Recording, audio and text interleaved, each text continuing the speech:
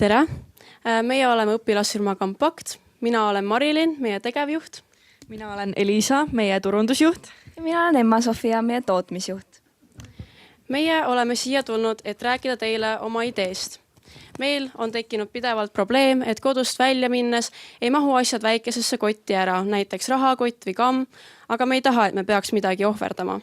Seega, meie toote idee ongi teha väike kamm, mille peal oleks salatasku või selline salasahtel, kuhu sisse sa saaksid panna oma raha, pangakaardi, ID-kaardi, huuleläike, juuksekummid, juuksenõelad ja mida iganes väikest sa veel suudad mõelda. Meie idee sündis sellest, et suvel tellisin mina samal eesmärgil endale Hiinast väikse sellise kammi. Aga kui see kohale jõudis, sain ma kohe aru, et see ei vasta üldsegi minu ootustele. Kvaliteet on liiga madal, mahutavus on liiga väike ja lihtsalt see on liiga ebamugav igapäevaseks kasutamiseks. Ning siis ma jagasin oma muret oma sõbrannadega, kellega me jõudsime siis lahendusele, et me tahame selle probleemi lahendada ja teha sellest enda õpilasfirma. Ning turgu uurides mõissime me, et sellist kammi ei leidugi üldse kusagil internetis, et seda ei toodeta ega ei müüda. Kõige lähedasem ongi siis see, mis mina endale tellisin, aga see on siiski liiga kauge ja liiga ei sobi meie ootustele. On ka teisi variante teiste lahendustega, aga sinna mahub vähem asju sisse ja meie tahame seda kõike paremaks teha.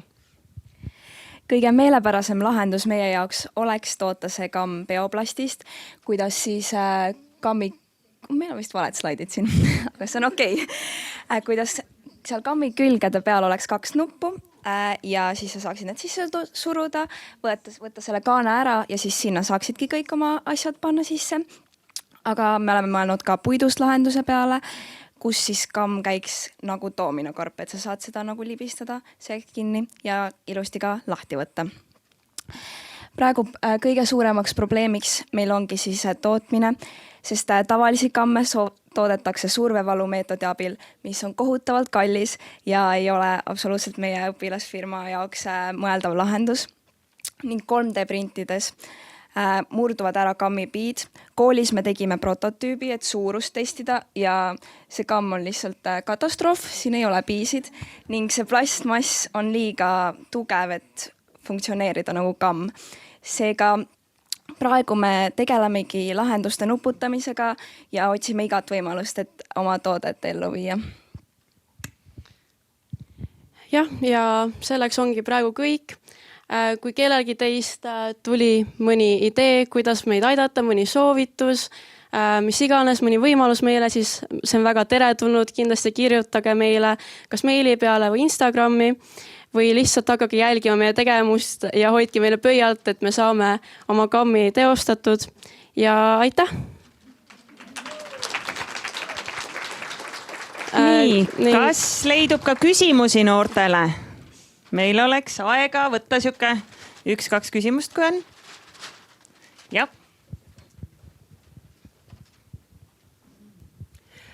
Tere, täitsa kelmikas idee. Mul on selline küsimus selle kohta, et kas te mõtlesite, et kui te selle kammi kaasa võtate, et hoiate teda lihtsalt käes või kuidas on teda mugav kaasas kanda? No idee oli tegelikult see, et see siis mahuks paremini kotti, et see, no ega see nüüd tõenäoliselt väga palju suurem kui tavaline kamm ei ole. Et sa saaksidki sinna, kui näiteks ei mahu rahakott ja kamm korraga, siis sa saad panna oma kaardid ja kui sularaha on, mis tõenäoliselt väga paljudel ei ole enam, siis ka selle sinna sisse ja ka mingisugused muud väiksemad asjad, isegi võtmed, kui ei ole mingeid suuri võtmehoidjaid, mahuksid sinna väga hästi ära.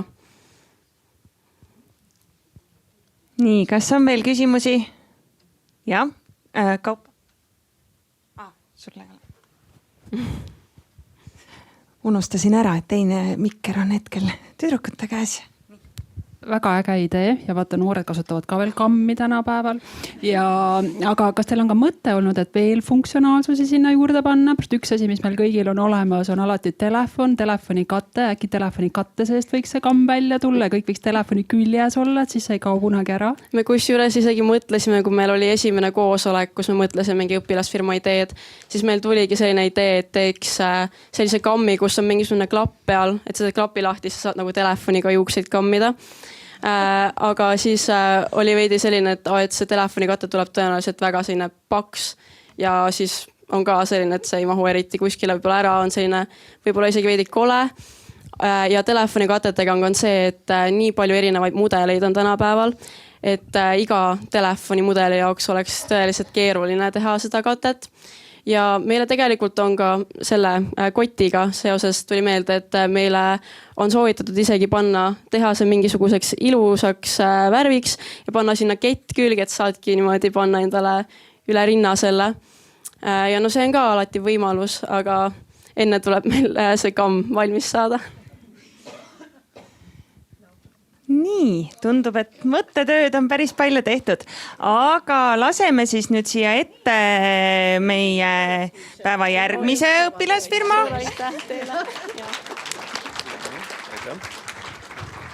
Nii, järgmisena siis Haakum esindajad. Palun, lava on teie.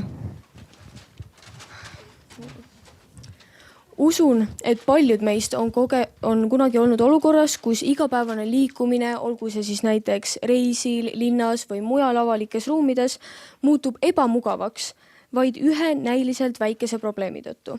Mitte kunagi ei ole mugavat, puhast ega turvalist kohta, kuhu oma asju paigutada.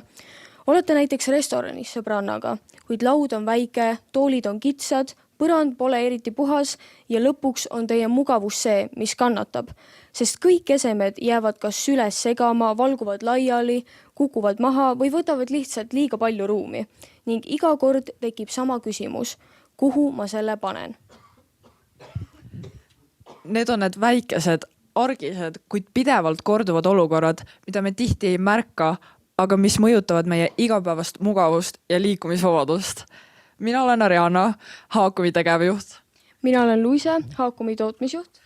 Ja meie oleme õpilasfirma Haakum ja just sellised päriselu selliste päriselu olukordade lahendamiseks lõime toote, mis toob mugavuse just nendesse hetkedesse, kus neid kõige rohkem vaja on. Meie läbiviidud turu-uuringu küsitlusest selgus, et 76% vastajatest on eelnevalt kirjeldatud probleemi oma igapäevaelus märganud. Ja järeldasime, et meie kliente häirib, kui nad peavad oma asju, näiteks kotte ja riideid konstantselt käes hoidma ning ei leia avalikes ruumides nende jaoks paigutuskohta. Probleemist lähtuvalt töötasime edasi klientide vajaduste ja soovide sõnastamisega ning leidsime, et inimesed soovivad oma asju hoida korras ja käepäraselt paigutatuna ning vajavad selleks praktilisi kaasaskantavaid lahendusi.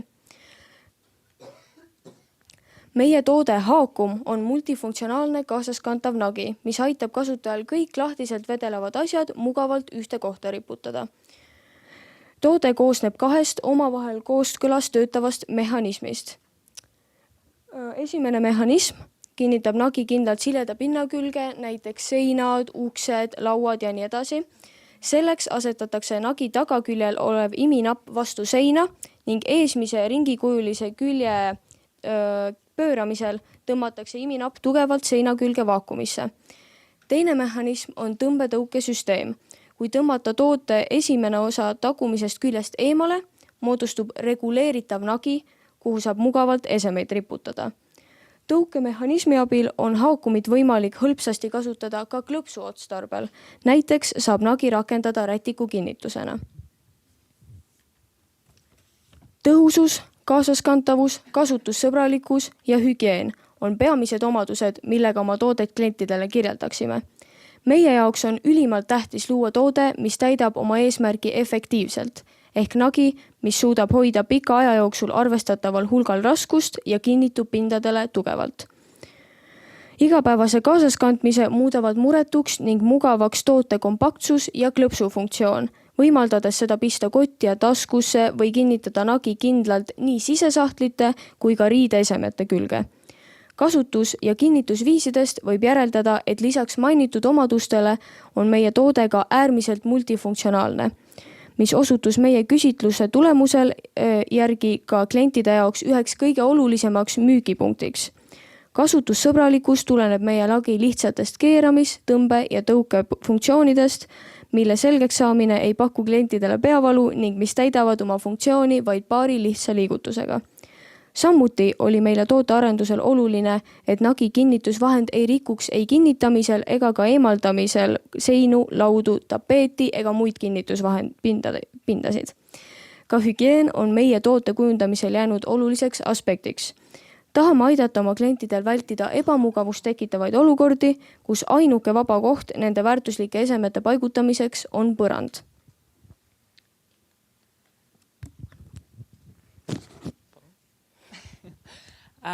Tootearenduses alustasime siis esialgu idee visualiseerimisest, et saada selge pilt toote kujust, suurusest ja mehhanismi esimestest lahendustest.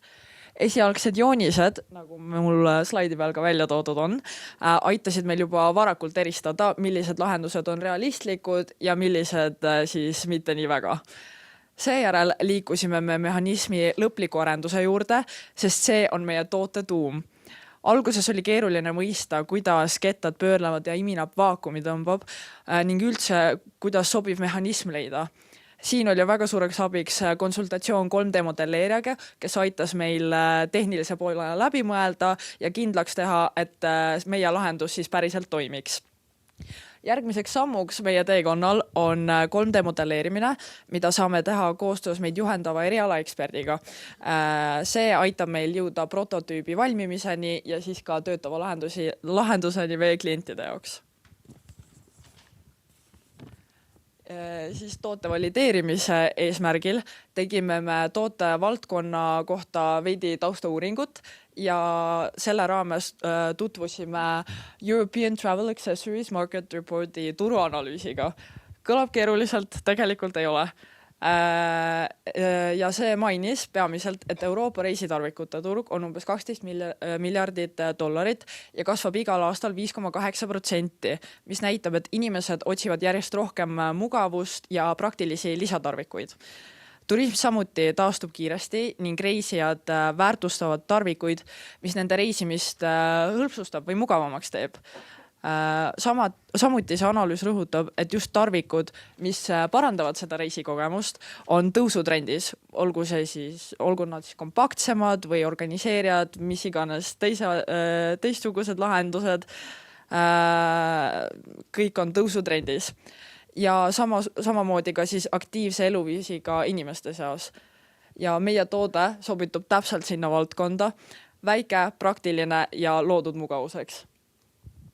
Järgmisteks sammudeks meie õpilasfirmas oleks siis prototüüpimine lõpp-produkt, suhtleme edasi 3D modelleerijaga ja viime oma toote päriselt ellu. Teiseks sotsiaalmeedia aktiivsus, kus me kajastame oma toiminguid oma klientidele ja näitame oma järgmisi samme, tekitame huvi oma tootes ning viimaseks ka toote turule toomine, osaleme laatadel ja võib-olla arendame ka võimalust veebimüügiks. Kui teil vähegi tekkis huvi, siis meid võib leida Instagramist hetkel nimekasutajalt of.haakum ja kui teil on küsimusi või tahate meie kontakti, siis saate meile helistada või kirjutada meilile. Aitäh! Nii, aitäh! Alustame jälle kord paari küsimusega. Et kuidas te olete mõelnud, et olete mitte otse patenteerimise, aga millegi selle laadse osas, et...